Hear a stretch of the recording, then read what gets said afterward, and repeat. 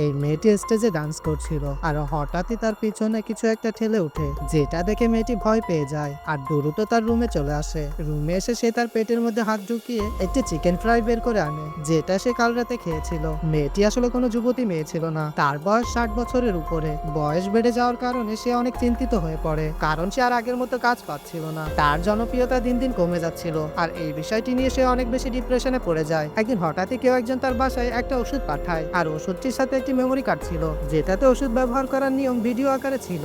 ওষুধটি ব্যবহার করতে সে বেহুশ হয়ে যায় আর তার শরীর ছিঁড়ে নতুন এক সুন্দরী মেয়ে বের হয়। মহিলাটি তার এই নতুন রূপ দেখে অনেক বেশি খুশি হয়ে যায় আর সে তার পুরনো বডিটিকে সাইডে এক জায়গায় রেখে দেয়। বডিকে একটা লিকুইড ইনজেক্ট করে জীবিত রাখে আর এই রূপ ধরে রাখার জন্য দুইটা বডিকে জীবিত রাখতে হবে। এই জন্য সে এমনটাই করে, কারণ দুইটা বডি অদল বদল করে একটা বডি থেকে আরেকটা বডি জীবিত করতে হবে আর এই কাজটা তাকে প্রতিদিনই করতে হবে।